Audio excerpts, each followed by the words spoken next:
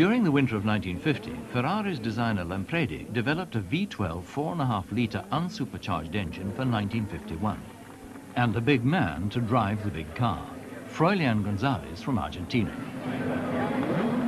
BRM drivers Reg Parnell and Peter Walker viewed the new Ferraris with mixed feelings at the British Grand Prix. Could the British cars actually beat the Italian Alfas and the new untried Ferraris?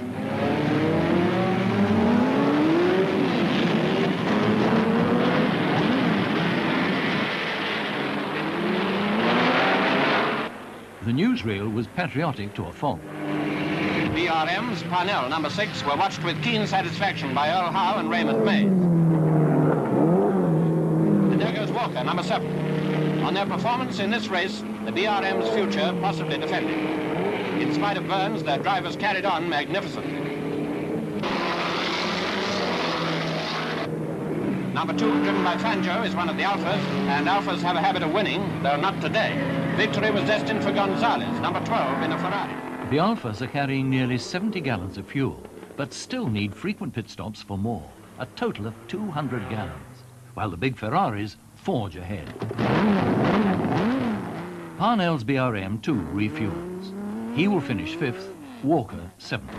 The only places ever to be gained in a Grand Prix by these BRMs. And there goes Gonzalez in a terrific spurt to win the race at an average speed of 96.11 miles an hour. At last, the supercharged Alfettas have been defeated. The Ferrari team are ecstatic.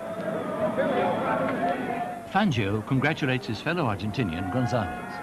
Sadly, it was the end of the road for Alfa Romeo, who withdrew from Grand Prix racing.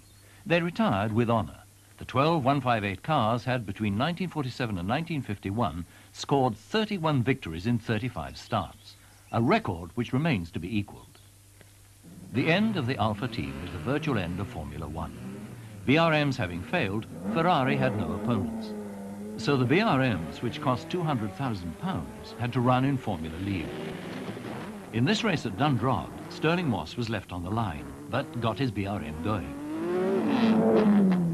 But both BRMs retired, beaten by Mike Hawthorne's £2,000 Formula 2 Cooper Bristol. Much to the disgust of the young Stirling Moss. I have raced, I think, something over 80 cars in my life, and that was without doubt the worst car I ever sat in. I spent a lot of time with it in Monza. It was enormously powerful, of course, 570 horsepower, but the suspension, the steering, everything was really bad. It was a disgrace. Why, with ample money available, were BRMs unable even to challenge the Italians? BRM chronicler Rivers Fletcher. Well, the original BRM, the V16, was a fabulous idea, but I'm afraid the project was beyond the facility. It was a very complicated car, potentially the fastest and the most powerful Grand Prix car of its time, and in fact it proved to be about the fastest and the most powerful, but not sufficiently reliable. So Stirling Moss drove a Cooper Alta, and the ebullient Mike Hawthorne was signed by Ferrari. By then, 1953, all Grand Prix races were to Formula 2. Moss is relaxed on the Cooper Alta, which is underpowered. Hawthorne is driving his Ferrari aggressively. Despite his more polished style, Moss can make no impression. Hawthorne never looked polished, but he won the Silverstone race at 92 miles per hour. It has to be said that there was little love lost between the two young English drivers. Well, I'm very pleased, of course, and I think we ought to congratulate Stirling on driving today after his fantastic crash on first day's practice. Very lucky man. And young men of Hawthorne and Moss's generation only just missed flying the fighters of World War II.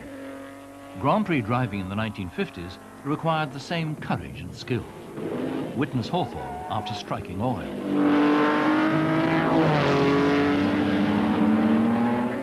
This 1953 Formula 2 race has the new 250F Maserati, driven by Gonzalez, now known in the British press as the Wild Bull of the Pampas.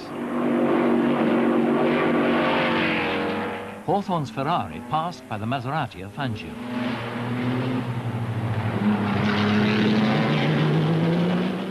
But ahead of all, Ascari drives his 2-litre Ferrari to yet another victory, having lapped the field, bar Fangio. At the end of the 1953 season, the old Formula One was officially abandoned, and a new Formula One for unsupercharged cars at 2.5 litres was decided on. Thus, constructors could enlarge the existing simple 4-cylinder 2-litre engines, helping small concerns like the British Connaught. John Watson tested a 1954 Formula One 2.5 litre Connaught, which was to give Britain its first Grand Prix win since 1924. I'll talk you through the gauges while you're doing that. Okay. The engine oil temperature, Yep. you'll probably only get about 50 or 60 degrees on a day like this. Engine pressure will run between 80 and 100 pounds. Fuel pressure would normally run at 6 pounds. Water temperature should run no more than 80, and the gearbox pressure for the pre-selector will fluctuate between 20 and 60 pounds. The ticking is the electric fuel pump, but no self-starter is fitted.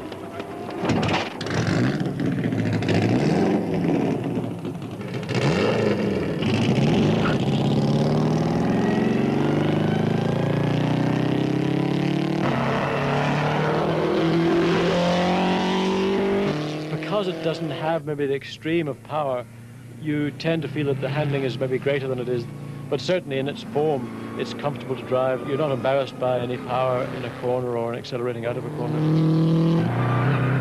In the Connaught, you are very much between the wheels, and which of course is what we see in contemporary Formula One these days. I think it's a significant car, a make of car that has not really received its recognition, mainly because it was on a very limited budget and the team were not able to go to the length that the European teams were able to do in the early 50s and middle 50s. But its contribution, I think, is important, and it's probably been very understated, in fact, by history. You know, the Connaught, I think its only power was the factor that prevented it from being, you know, the first successful post-war Grand Prix car. But the competition from Italy would still be formidable, for Ferrari too would develop a car for 1954. But as the old season drew to its close and drivers swapped lies about their firm's intentions for the new formula, a faint shadow was cast. For Phoenix-like, a star had risen in the east, a 3-pointed star. The Germans were coming back.